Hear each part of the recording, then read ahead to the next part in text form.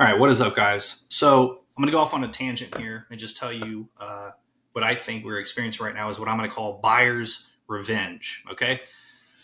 Now, before I do that, I want to tell you a little story because right around this time last year, I got to experience at 100x exactly how I don't know how to say this nicely, but my industry is just full of Nancy bears, pansies, and scaredy cats.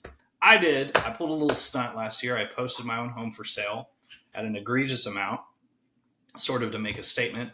But more importantly, it was a holiday season. Halloween is my favorite year. We posted with all these photos. I spent a lot of time staging it just to do something cool, to put something out there that was different and interesting and showcase like how you can just do fun, creative things on the MLS. What I absolutely did not expect is the hailstorm of hate and literal complaints that got called in. So if you don't know already, if there's rules that we have to follow, obviously, with posting things on the MLS. They're pretty basic and logical, right? It has to be pictures of the home. I can't do a bunch of text on a photo, blah, blah, blah. Long story short, the only way, if you break a rule, right, or you violate something, there's no algorithm keeping track of these things. And yeah, all this stuff was posted on MLS. It actually got picked up by Inman, so it wasn't a total fail. But either way, where I'm going with this is it's agents telling on other agents or consumers calling in about agents. So if you feel like I've violated something, whether I have or haven't, you can call and just complain. Now, the interesting thing about this is I technically didn't violate any rules. Like, I know the rules. People were just offended by the gore and I don't know, to be honest with you, man. But I thought this was freaking cool. And this got me excited and passionate to try to do something different. A lot of people loved it, but it was hated on enough. I got enough phone calls. Har said they got more phone calls than they had ever received before, ever. And this was within hours of me posting. It was a Sunday. I think I got a phone call that evening and another one that morning. And long story short, it was essentially like, hey, you're not technically breaking any rules, but can you please take this down so people will stop calling? So I didn't do it to create some huge controversy for myself and to risk losing my license or to risk getting fined. I definitely didn't expect a bunch of people to have their feathers so incredibly ruffled in a way that they found offensive, which is what I was told, that this was offensive. Beyond me, I'm curious what you guys think. I'm thinking about putting it back up. Probably not, but that's just kind of how my personality is. If people tell me I can't do something, I want to do it. By the way, back to why I wanted to make this video. So, buyer's revenge. So here's kind of the lay of the land at the moment. If you are a buyer, right, for the past, let's call it 18 to 24 months, you've been experiencing an elevated interest rate, higher than, historically average, but definitely higher than what has been averaged for the past 10 years, especially for the past 5. And when these rate hikes happen, they happen so swiftly, so suddenly that it literally pushed a whole category of buyers completely out of the market. It pushed a whole category of sellers out of the market. Suddenly they either find it incredibly irresponsible to sell and double their rate, or they cannot afford to sell their home and find what they want next. So now they're trapped. That is still true on both sides for the most part. Now that these rates have started to come down, so two things started to occur in the past 90 days. Just in the past 90 days, we started to see an influx of inventory, which my last video talked about that, and you can see that in the data. Versus last year, 3.2. Now we're up to 4.5. A balanced market is really between 4 and 6. Anything, in the 3s or below is hard. Seller's market. Anything above 5, really, in my opinion, they say above 6, but I think above 5, you're in a buyer's market for sure. So we're pretty close, and we're going to see how much this number has changed here in the next couple weeks because the data comes in arrear. But back to my point, as inventory started to rise, right around the same time, the interest rates started to come down. So what you would have expected, because this has been the narrative for the past 36 months, is there's no inventory. If the rates are low, then you're going to have a frenzy. That was 21 and 2022. That was a frenzy. Once the rates doubled, inventory did not, right? It didn't tick. It actually got worse for a minute there. And so that still created this atmosphere where, the rates were still high and you think everything would have slowed down and everybody was like, oh, housing crash imminent. Well, that didn't happen. First of all, because the housing market is not the stock market. It's not liquid. It doesn't work that way. Data comes out over weeks and months and years, not hours.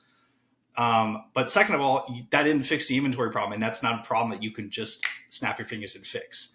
It's a multi-decade problem that has come to fruition and got lit on fire and exacerbated by the shutdown during COVID. And it's improving, but not in a way people think, right? Our inventory is increasing because listings that people don't want or are struggling to, desire are not selling. So now you're just in the regular seasonal, even though it's not even regular, the numbers are still low with the amount of listings hitting. You're just seeing the listings hitting and stacking on top of the listings that didn't sell from the summer. So in other words, if you hit market March, April, and you're still on market, well, August, September, October, we have a little bit of a pop for the fall inventory that'll come. That just stacked right on top. So now you have all this inventory, but it's misleading because, again, mixed into that inventory is a bunch of homes that the market has kind of sort of decided, hey, we don't like these homes. They're either too overpriced, they're either too high for the condition, or they're dated, or they're in an area that people just don't like. In other words, like when I say buyer's revenge, they're looking at the inventory currently, even though it's increasing, and they're just going, you know what? I've had it with these high prices. Thank you for the lower interest rates, but my insurance is still high. Your price is still high. I don't want to buy your home at X amount of dollars, and then I got to do $5,000 or $10,000 or $15,000 worth of upgrades in their mind, right? And so that's why you're not seeing, like when these rates came down like this in the past 30, 40 days, everybody expected, well, there's going to be a pop, right? And then the inventory, even though it increased a little, in other words, the recipe for a frenzy, and yet it isn't happening. Again, I think a lot of buyers have, there's a category of buyers that have been like, okay, the rates are going to go lower. So they've gone back into timing the market mode. And then there's a category of buyers, I think majority of people are thinking like this. Well, I don't really like the inventory. I like my new interest rate. I appreciate that. Keep it coming, but I'm not going to settle.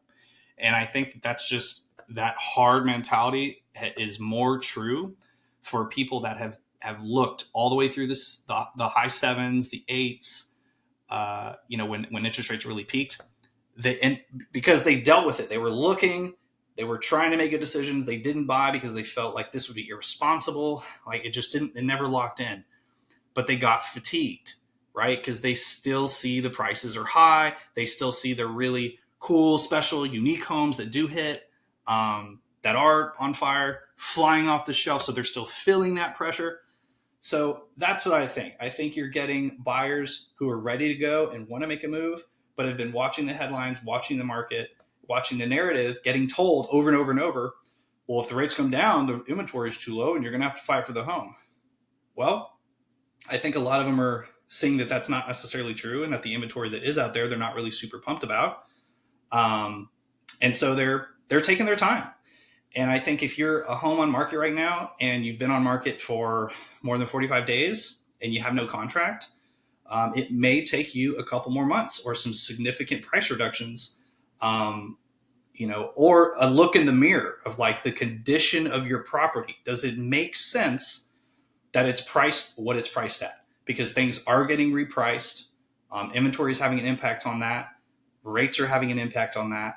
And if you have what people consider to be a dated home, or a home that has, what are less desirable features like shared wall, shared driveway, maybe it's on a busier street or something like that, combined with the dated features, combined with, what could be perceived as like 2022 and 2023 pricing. If you don't have a contract, what more proof do you need, right? So I'm calling this buyer's revenge. Where does all this go? If you've made it this far in the video, I think we see some relief. I think any buyer in the market right now with these rates who's thinking the way I just described, like, I'm going to take my time. right? Thank you for the low rates, but I'm not going to settle. You shouldn't.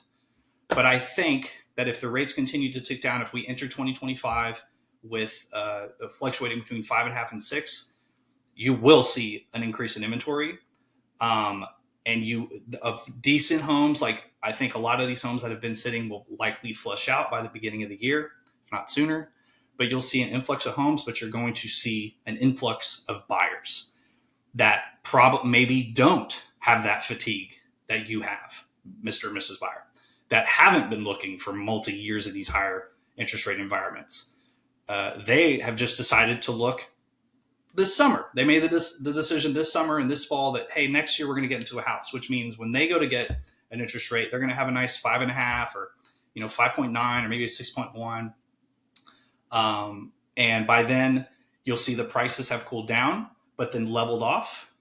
And then I think we will get back into that sort of crazy zone where the rates are low enough that it's brought enough people off the sidelines to where buyers will start to feel a little bit more pressure. In other words, I think we're in a moment here between now and January, February, where if you're a buyer in the market, take advantage of it as much as you can. Try to find the home that you want before the next wave comes, before the rates drop too low and then too many buyers come off the sidelines and the prices stabilize too much. And then you start to see the action tick up. And then suddenly the inventory is flying. The inventory is reducing because more people are buying homes at faster rates. And then we're kind of slowly getting back to that same place where rates are lower, people are excited, and then now there's not enough homes to go around. I can see that happening between now and March, April next year. That's my prediction. Hope that makes sense. If you guys made it this far, leave me some comments. I'm trying to get better at these videos. I'm going to start pumping them out more frequently, but I don't like to make things pretty. I just like to focus on the facts and the sentiment and have a conversation with whoever's listening to this. So thank you if you made it this far, and see you soon.